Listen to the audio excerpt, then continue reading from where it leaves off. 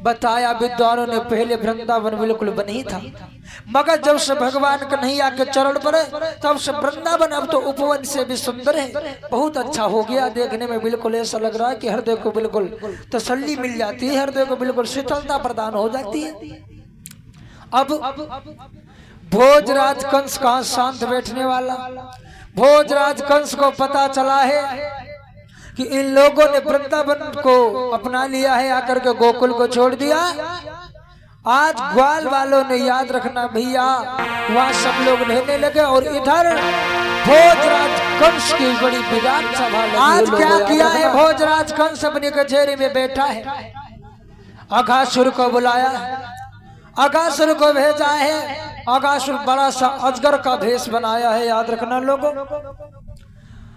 अजगर को भी भगवान कन्हैया ने वध कर दिया, मार दिया। आगे चल करके अनेक राक्षसों को भगवान ने बाल्यावस्था में जो एक संहार कर दिया। इधर भोजराज कंस की बड़ी ही विकराल सभा लगी है। भोजराज कंस मथुरा नगरिया में बैठा है मेरे भैया, याद रखना। बड़े बड़े बलि योद्धा सभा में विराजमान है।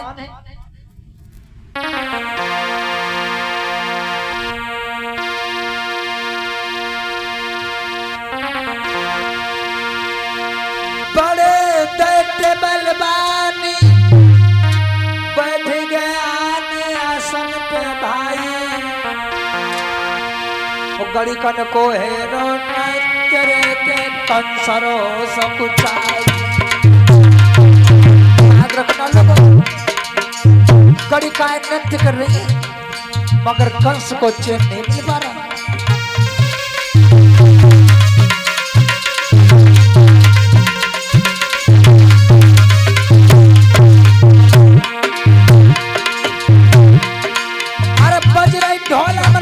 संग में चंद्र रही सनाई, रही सनाई।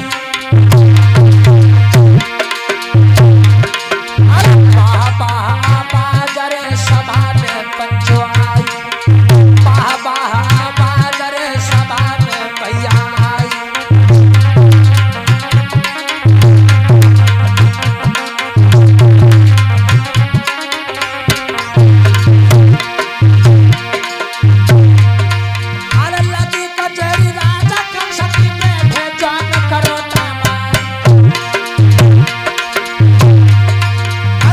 तो लगी रही आजा थोड़ी से करी लो सतरम पूछा के बार।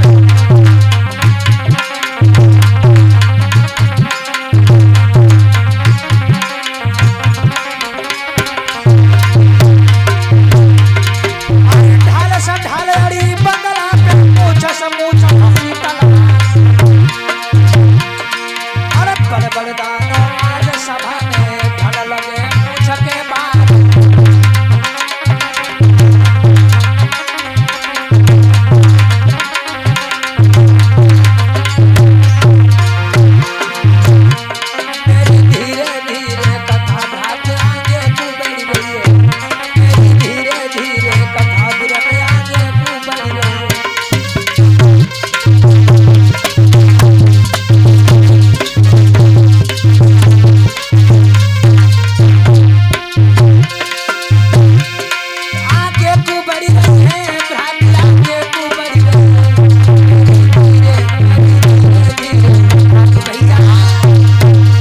याद रखना मेरे भैया, आज बड़ी ही विराट सभा लगी है भोजराज कंस की। बड़े बड़े जवान, बड़े बड़े योद्धा सभा में मूंछों को जो एठरे ताल ठोकरे, बड़ी विराट सभा लगी है बड़ी विकराल राजा कंस की। राजा कंस बैठा है, सुंदर सा नृत्य कर रही है नृत्यकाएं, बढ़िया से ढोल मृदंग बाज रहे हैं राज दरबार में। मगर भोजराज कंस जरा से भी खुश नहीं है, वो हमेशा दुखी है और चिंतन में बैठा है। याद रखना लोगों, वो सत्य भी है। जिसके सर के ऊपर कच्चे धागे से तलवार अगर टंगी हो, नीचे 56 प्रकार के व्यंजन लगे तो भोजन उसे कैसे अच्छा लगेगा। उसे तो वही डर लगेगा कब तलवार ना गिर पड़े हमारे सर पे, जो हमारा सर फूट जाए, कब तलवार टूट करके गिरना पड़े जो हमारी मौत हो जाए। वही डर है भोजराज कंस का। डर तो है भगवान कन्हैया का कि काल हमारे हैं, और इधर क्यों ना कितनी भी जो है कि अच्छी से व्यवस्थाएं हो, मगर भोजराज कंस का मन नहीं लग रहा है आंगन में। याद रखना लोगों, तब तक क्या हुआ, देवलोक से नारद जी वहां पे पहुंचा। अरे बैठे जान मेरे भैया रे, नाच को रहे निहारी।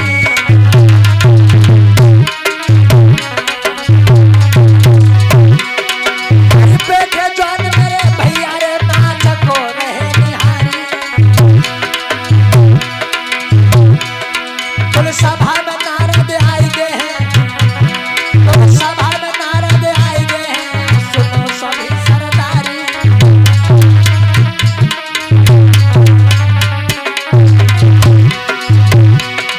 महाराज कंस को उठा तुरंत भेराई, और सुंदर आसनदारी तुरंत नारद को लियो।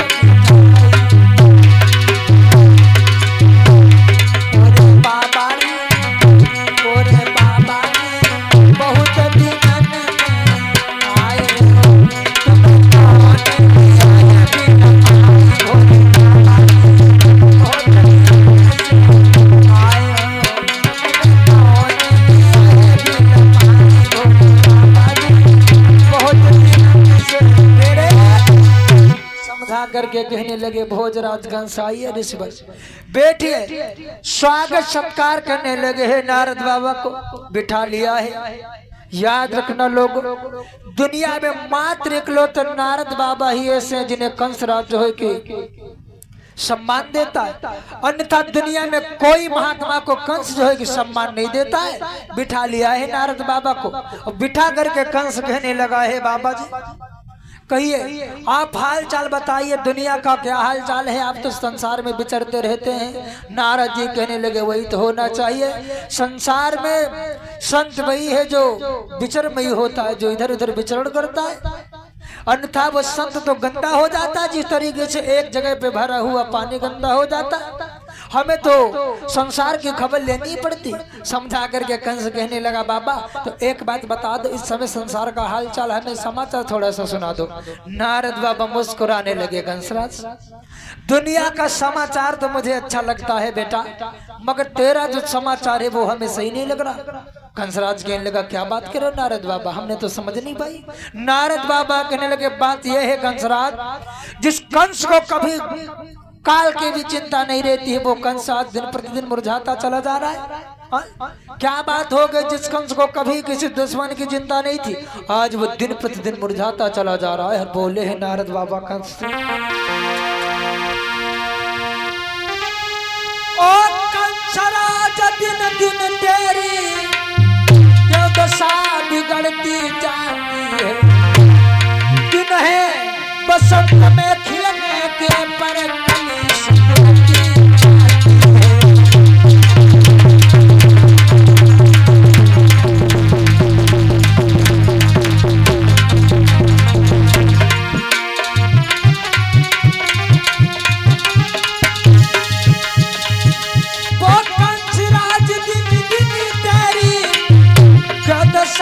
बिगड़ती जाती है। दिन है बसंत में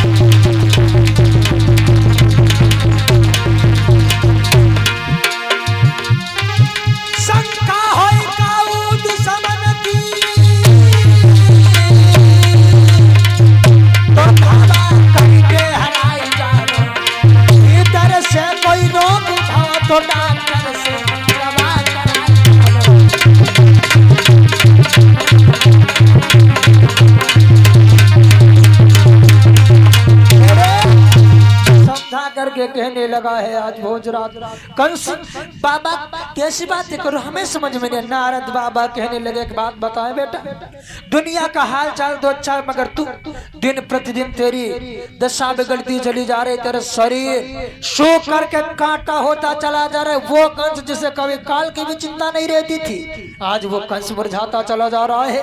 क्या बात हो गई? अगर कोई दुश्मन ने तुझ पे जो है कि कोई चढ़ाई करने को सोचा तो धावा बोल के हरा दे उसे। बेटा कोई अगर भीतर से रोग है तो किसी वैद्य को दिखा ले आए, खाम खा क्यों इतना सूखता चला जा रहा है, कांटा जैसा होता चला जा रहा है। समझा करके आज नारद बाबा ने जब इतने वचनों को कहा, भोजराज कंस कहने लगा बाबा एक बहुत बड़ी बीमारी हमारे अंदर है और वो बीमारी बहुत बुरी है। जैसा जैसा मैंने इलाज करना चाहा उस बीमारी का, वो बीमारी बढ़ती ही चली गई। बीमारी ऐसी होती है अगर इलाज किया जाए तो घट जाती है, मगर बाबा मेरी बीमारी अलग है। मेरी बीमारी ऐसी है जितना जितना हमने इलाज करना चाहा उसका उतना ही ज्यादा वो बीमारी हमारी बढ़ती चली गई। बोला है वो कंसराज बाबा से,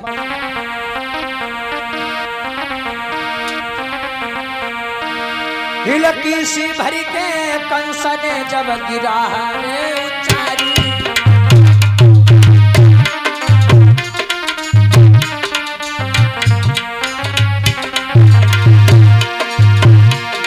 हिलकी सी भरी के कंस ने गिरा रे उचारी। मैंने जैसे करो इलाज रे, जैसे करो बड़ी बीमारी।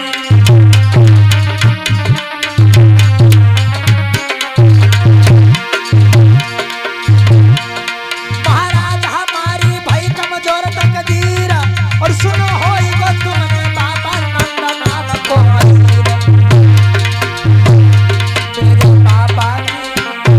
मेरे बाबा गैया चलाई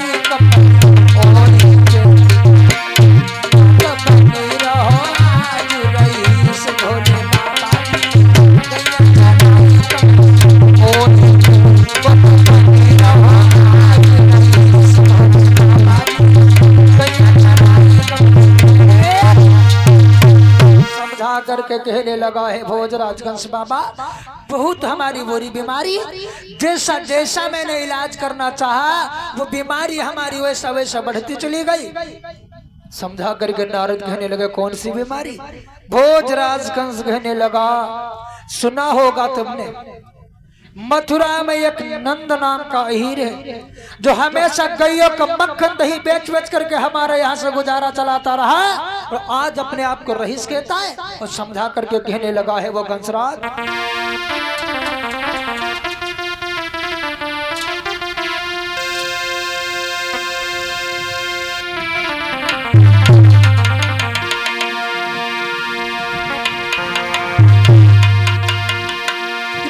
छोड़ गया है गोकुल को बने वृंदावन आबाद किया और पाही अहीर की बुद्धि ने और सारा मौजा बर्बाद किया।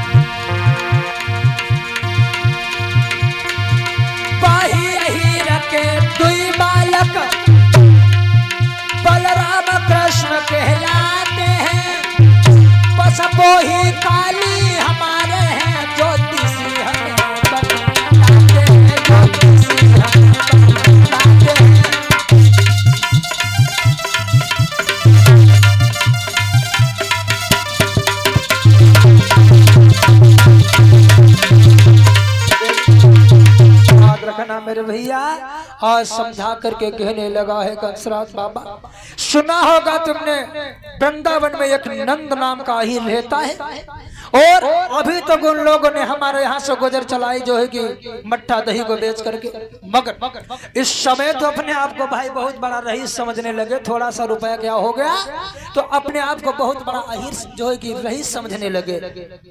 उन्हीं के जो दो बालक हैं बलराम कृष्ण, वो हमारे काल है बाबा, ऐसा हमें जो है कि ज्योतिषियों ने बताया है। नारद बाबा मुस्कुरा करके कहने लगे, कंसराज हमें लगता है तेरी बुद्धि खराब हो गई। अरे वो कन्हैया जो हमेशा लड़कियों में खेलता है, कभी मर्द से काम ही नहीं पड़ा, उसे क्या पता तुम्हारी ताकत उसे अभी हम बता रहे, सुनो उसको तो मारना चिड़ियों का खेल है, यूं ही याद रखना। समझा करके नारद बाबा कहने लगे, अरे जो बन बन गाय चराए,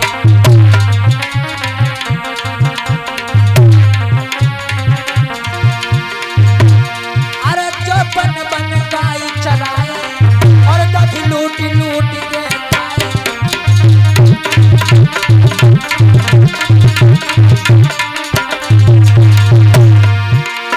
अरे मीठी आई बांसुरी बजावे, बांसुरिया बजावे, सखियन को खूब रिझावे,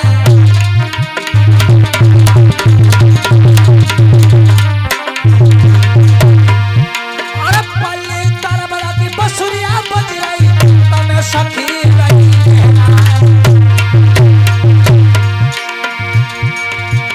अरे बाही रही अरे छोड़ा राजा आप रहे देहला,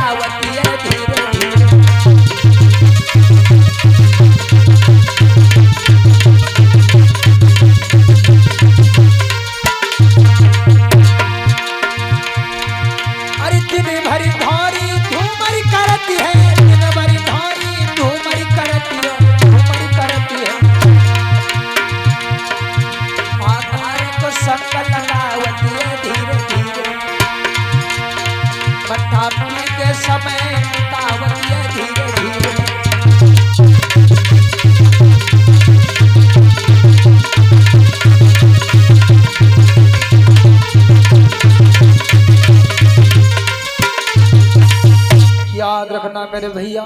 समझा करके नारद बाबा कहने लगे, कंसराज खाम खा परेशान हो रहे बेटा, हम तुम्हें उपाय बता रहे, तुम तो डर गए हो उससे। समझा करके कंस कहने लगा, बाबा अरे डर क्या गए, एक बात बता, जितना मैंने इलाज किया बीमारी बढ़ती गई। हमने तो सोचा था कि कंस में जो है कि कृष्ण मेरा काल नहीं हो सकता, बड़े बड़े राक्षस मैंने भेजे, पूतना को मैंने भेजा, सप्तासुर को मैंने भेजा, वकासुर को मैंने भेजा, त्रोणावत को मैंने भेजा, और अघासुर जैसे अनेक राक्षसों को मैंने भेजा, मगर किसी एक राक्षस ने यह भी आकर के नहीं बताया कन्हैया काला है, मोटा है, छोटा है, गोरा है, कैसा है। किसी ने हमें बताया भी नहीं, कन्हैया का रूप का वर्णन भी नहीं बताया, मारना तो बहुत बड़ी बात है। नारद बाबा कहने लगे वैसे एक बात बताए कंस, जितना तुम्हारे अंदर खौफ भर गया है उसका वैसा कुछ भी नहीं है। एक बात समझा करके कहने लगे हैं नारद बाबा,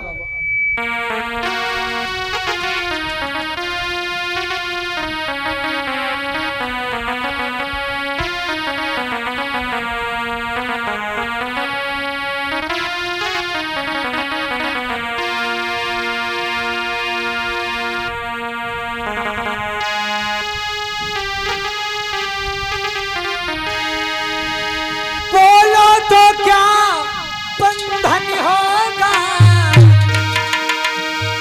और मकड़ी के धागे कच्चे और तुम हो राजन नाहक डर गए माही अहीर के बच्चे से।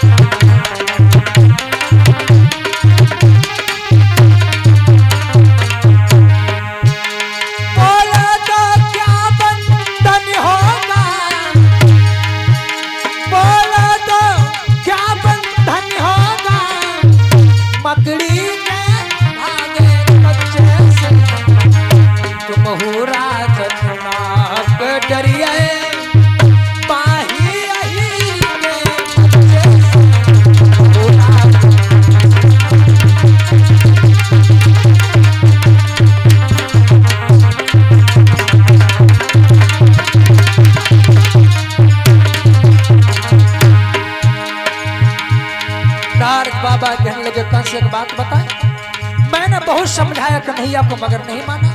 अरे हमेशा लड़कियों के में तो खेला रहा, तुझमें कभी खेले नहीं थी, समझ पाता तेरी बात।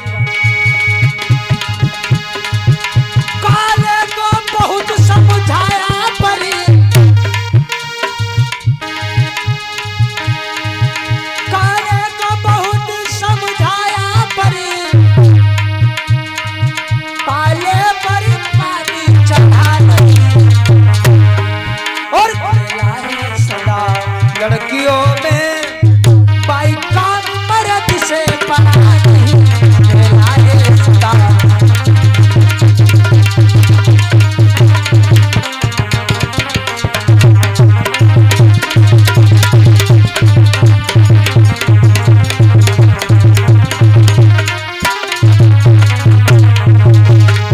याद रखना, नारद बाबा कहने लगे मैंने बहुत समझाया कन्हैया को मगर बात कैसे माने, वो तो हमेशा लड़कियों में खेलने वाला, कभी मर्द से उसका पाले नहीं पड़ा जो तेरी बात समझ पाए। मगर एक बात बताए कंस, उसे मारना तो जो है कि चिड़ियों के पंख तोड़ना है, कैसे बाबा मेरी समझ में नहीं आया।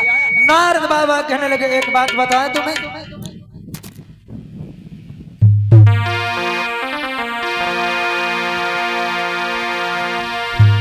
नारद बाबा कहने लगे तुम एक काम करो, अपने जेल के जो है दरवाजे उनको खोल दो और पत्र भेज दो गोकुल के लिए, कह दो हमें 2 छपरिया कमल के पुष्प चाहिए और हमें पता है कमल के पुष्प वो दे नहीं पाएंगे और काली देह पे रहता है वो कालिया नाग, तुम जाकर के कह देना हमें काली देह से कमल के पुष्प चाहिए 2 छपरिया, और वो पुष्प हमें लगता वो काल के मुंह में कोई जा नहीं पाएगा, इसलिए तुम एक उपाय करो, जा करके उनसे पत्र लिख जो भेज दो, कमल के पुष्प मंगवा लो। हुआ क्या लोगों, याद रखना।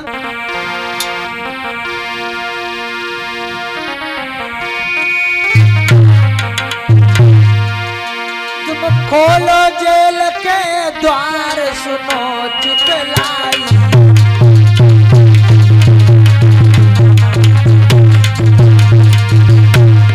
खोलो जेल के द्वार, सुनो चितलाई, वृंदावन के हीर देव बुलाई।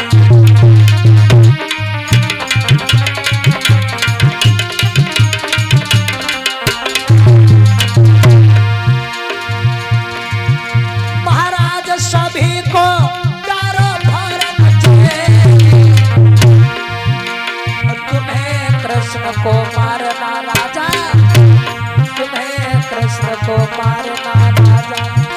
अरे है चिड़ियन को खेल, कृष्ण को मारना।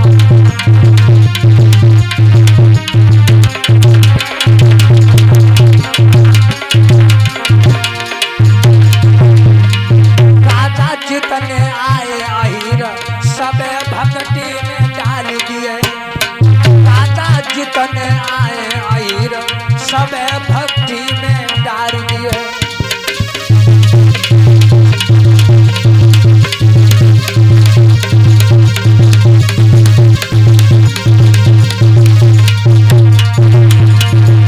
भक्ति में डाल दिए रे, सब भक्ति में डाल दिए। राजा जितने आवे अहिर सब भक्ति में डाल दिए।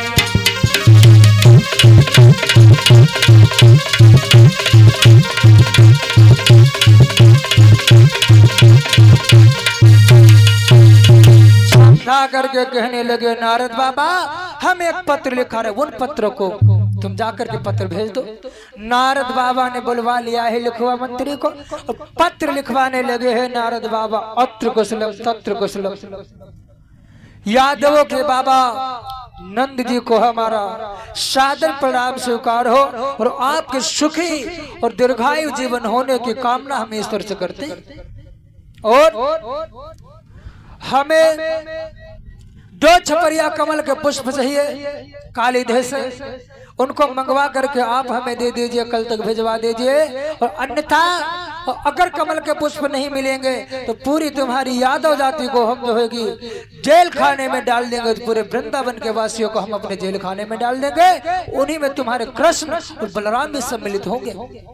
इतना पत्र लिखवा करके भेज दिया है, मंत्री के हाथ में पत्र दे दिया है। और आज मंत्री पत्र को हाथ में लेकर के चला है कहा, मथुरा जो है कि मथुरा से चला है वृंदावन नगरिया की तरफ नंद बाबा को पत्र देने के लिए।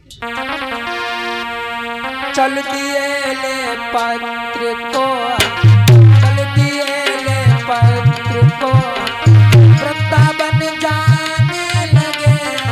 चल दिए ले पत्र को,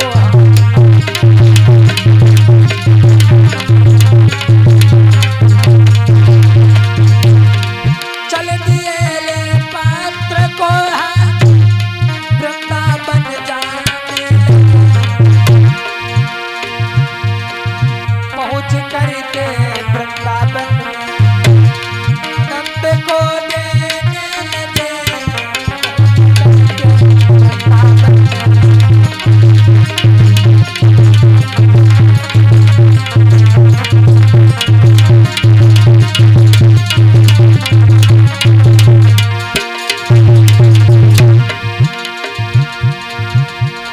पढ़ के उस फरमान को, हाँ पढ़ के उस फरमान को, हाँ नंद जी रोने लगे। पढ़ के उस फरमान को, हाँ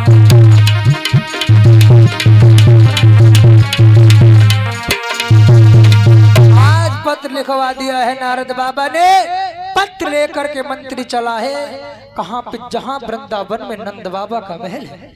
आज मंत्री ने पत्र ला करके दे दिया है नंद बाबा के हाथों में। पत्र जैसे मिला, नंद बाबा ने जैसे पत्र को देखा, हाय हाय भैया याद रखना, ऐसा लग रहा कि पैरों के तरह से धरती खिसकने लगी। नंद बाबा विचार करने लगे, जब से कन्हैया का जन्म हुआ तब से कंस कोई न कोई नई समस्या हमारे पहले रहता है, और एक नई मेघ फिर बना करके तैयार कर दी हमारे लिए।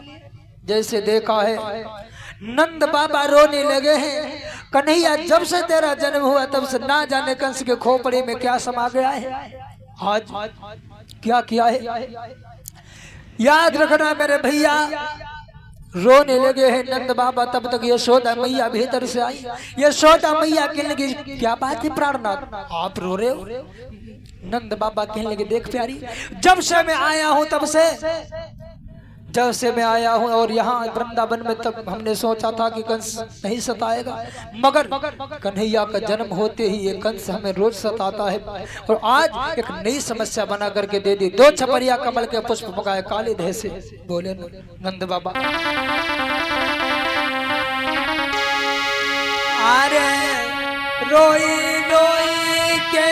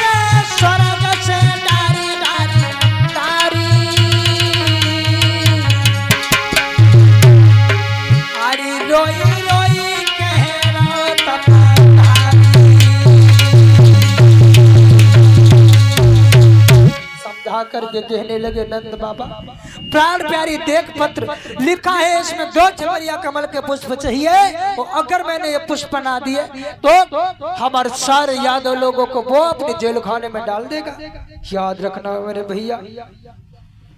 यशोदा मैया रोने लगी, कन्हैया को क्या बताए, हमें लगता अब मेरा कन्हैया हमारे पास नहीं रह सकता, कौन होगा जो कालिया नाग के मुख में जाएगा काली देह पे। यशोदा मैया रोने लगी। और भैया तब तक उधर से भगवान कन्हैया गैयन को चराते हुए अपने महलों में पहुंचे, बुलाने लगे मैया ओ यशोदा मैया बड़ी जोरों से भूख लगी, अपने लल्ला को मक्खन नहीं देगी क्या। भगवान कन्हैया बुलाने लगे मैया मक्खन लिया, बड़ी जोरों से भूख लगी। मांगी रह माखन रोटी गोपाल भैया, मांगी रह माखन रोटी कन्हैया भैया।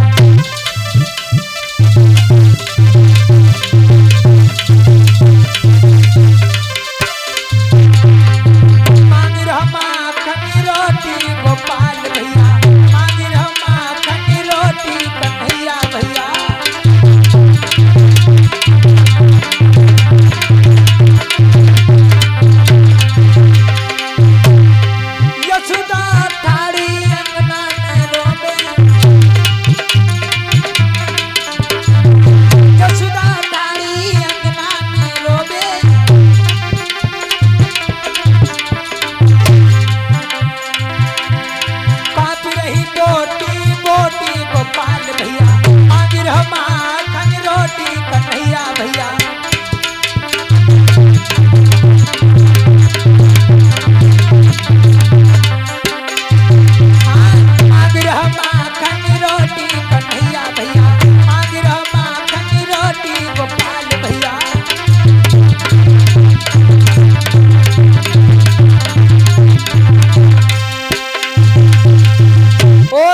बड़ी जोरों से भूख लगी, भोजन दे देना।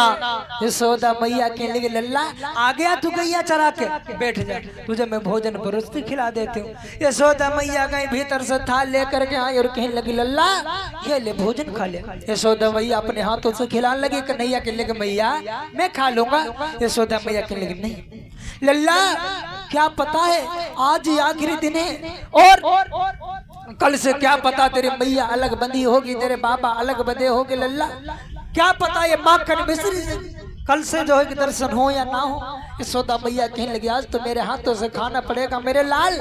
यशोदा मैया खिलाने लगी भगवान कन्हैया को, और कहने लगी पता नहीं कल फिर माखन से भेंट होगी या नहीं।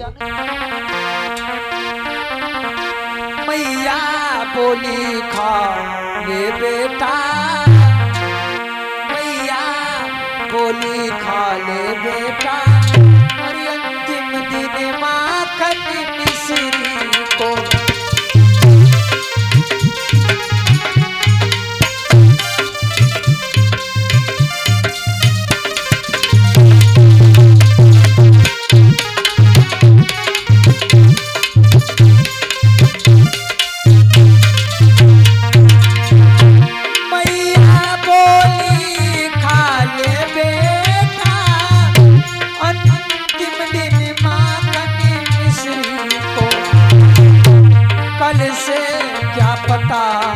हमें लाला कल से क्या पता, हमें लाला तरसना पड़ेगा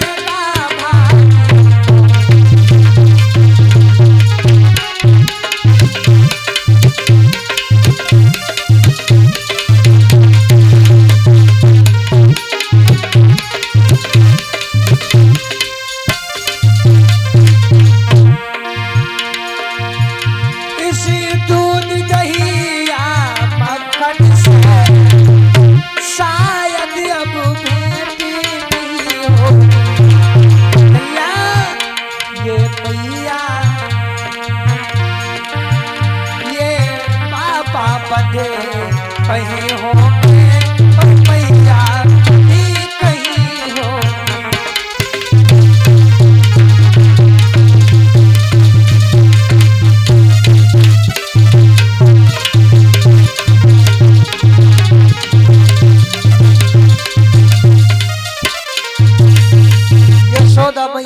लगी मेरे लाल आज मेरे हाथों से खा ले भोजन, क्या पता कल से भोजन तुझे ये मक्खन मिश्री का वहाँ मिले या ना मिले, क्या पता कल बाबा कहीं अलग बंधे हो, मैया कहीं अलग बंधी हो, लाल तू हमसे अलग होगा कहीं, क्या पता मैया के हाथों से भोजन अब दोबारा ना मिले। यशोदा मैया की तरफ भगवान कन्हैया ने देखा, भगवान कन्हैया कहने लगे मैया मक्खन मिले या ना मिले उसकी अलग बात, मगर एक बात बता दे, ये तेरी आंखों में आंसू किस बात के मैया। यशोदा मैया छुपाने लगी, कुछ नहीं लल्ला, वो ऐसे बस आ गए। कन्हैया कहने लगे नहीं मैया साफ साफ बता दे क्या हो गया, तेरी आंखों में आंसू किसने रुला दिया। मैया एक बात तुझे बता दे, शायद तुम्हें पता नहीं होगी हम में और दाऊ भैया में कितनी ताकत है, बता दे। अगर उंगली तेरी तरफ किसी ने चलाई हो उस कमीने का हाथ कटवा दे, वो अगर तिरछी आंख करके किसी ने देखा हो तो बता दे उसकी आंखें निकलवा दे दोनों, बता दे मैया किसने तुझे क्या कह दिया। यशोदा मैया कहने लगा किसी ने नहीं तो कन्हैया कहने लगा नहीं तुम्हें पता है भैया, क्यों नहीं बता रहे, क्यों डर रही है तू, हम में और दाऊ भैया में कितनी ताकत है, अगर दाऊ ने तमाचा मार दिया तो साथ को छूट जाएगा वो कमीना, और अगर मेरा तमाचा लग गया तो वो नेक पूरा जीवन उठ नहीं पाएगा। मैया बता दे क्या हो गया। और आज भूल गए मैया के प्रेम में भगवान कन्हैया के अपने आप को बताने में कि हम कौन हैं, और याद रखना बताने लगे भगवान कन्हैया मैया का प्रेम ये होता है लोगों, क्या होती है माँ की ममता। दुख जरा सा भगवान कन्हैया ने देखा तो गुस्सा 7वें आसमान पे आ गया। और याद रखना वो पुत्र ही क्या जब मैया को दुखी देखता रहे, देखता तो बहुत बड़ी बात है, आजकल के पुत्र ऐसे हो रहे जो माता पिता पुत्र से दुखी, मगर याद रखना क्या किया है भगवान कन्हैया ने आज। और हम तो कहते हैं वैसे भी दुनिया में क्यों ना कितना तीर्थ भंडारा कर लो, अगर जिसने माता पिता का दिल दुखा दिया उसका जीवन में कभी कल्याण होने वाला नहीं, चाहे जितना भंडारा भागवत हवन कितना भी करवाए। मगर जिसने सच्चे माता पिता की पूजा के लिए माता पिता का दिल नहीं दुखाया तो समझो उसे कुछ भी करने की जरूरत नहीं है, मगर फिर भी उसका जीवन पार होगा। और अगर माता पिता की सेवा उसने की है तो भगवान भी यही सोचते हैं।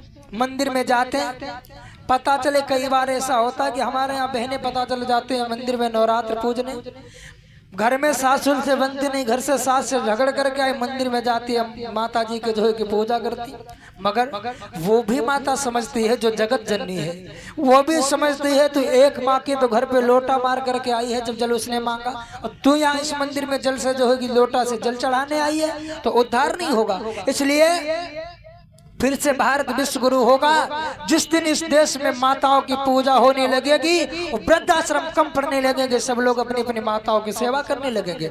भगवान कन्हैया कहने लगे मैया साफ साफ बता दे, भूल गए भगवान मैया की गुस्सा क्रोध के आगे अपने आप को बताने में कि हम कौन है। क्या बोले कन्हैया,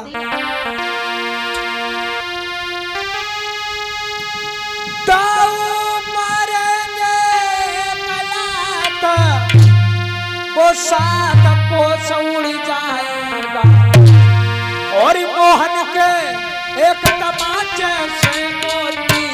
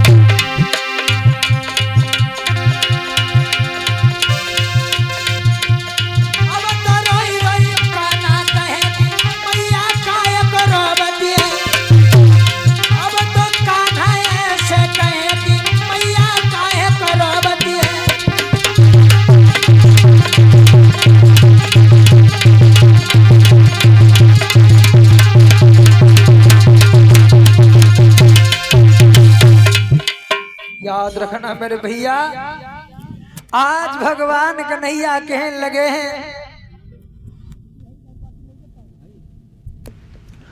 भगवान कन्हैया कहने लगे मैया साफ साफ बता दे किसने इन बोले आंखों को रुलाया मैया, उस कमीने को मैं मजा चखाऊंगा मैया, नाम बता दे एक बार उस कमीने का। यशोदा मैया कहने लगी लल्ला क्यों खाम का घबरा, कोई बात नहीं, अगर तू पूछना चाहता है तो द्वार पे नंद बाबा है उनसे जाकर के पूछ ले। भगवान कन्हैया आगे बढ़े, देखा है नंद बाबा के हाथों में वो पत्र, भगवान कन्हैया कहने लगे बाबा कैसा है पत्र, समझा करके नंद बाबा कहने लगे लल्ला राजपाट का है अपना, तो इसके चक्कर में क्यों पड़ा, समझा करके कन्हैया कहने लगे नहीं। बड़े भगवान कन्हैया झपट करके पत्र को छीन लिया, हाथों में पढ़ने लगे। जब देखा है उसमें कि नीचे मामा कंस के हस्ताक्षर है और इसमें लिखा है कि 2 छपरिया कमल के पुष्प चाहिए अन्यथा तुम्हारे दाऊ और बलराम कृष्ण को जो है कि सारे देवताओं को जेल खाने में डाल देंगे। ठीक है, आज नंद बाबा ने जब ऐसे वचन कहे कन्हैया तू बेटा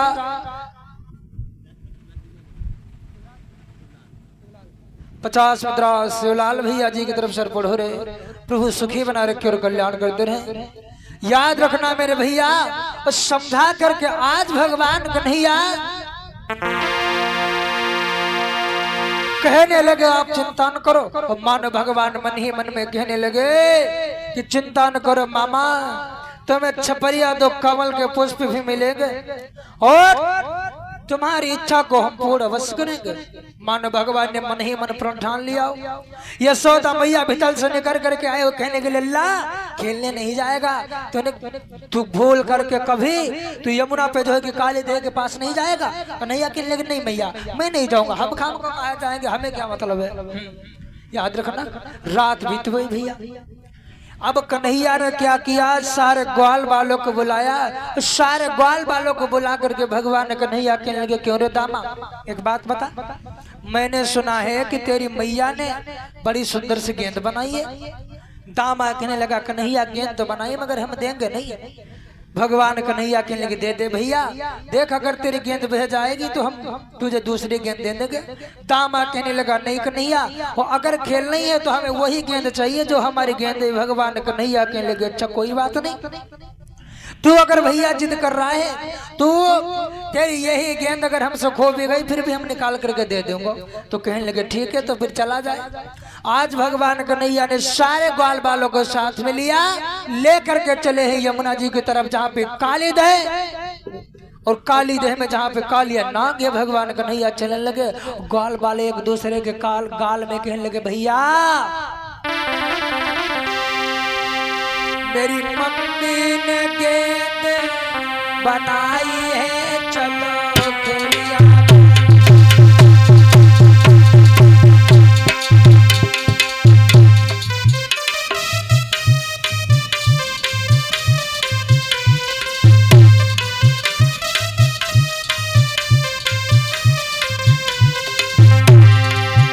मेरी मम्मी ने गेंद बनाई है चलो खेलिया।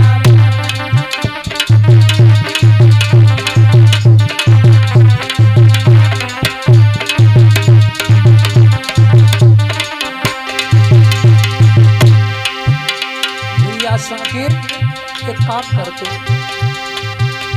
अरे काली दह पर खेलना चाहिए, हम जीते यार कन्हैया हरैया।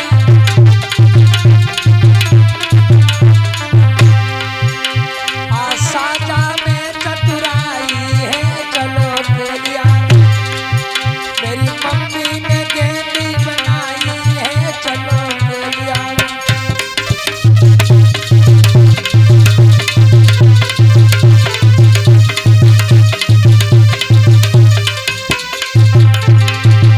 मेरी मम्मी ने गेंद बनाई है चलो खेलिया।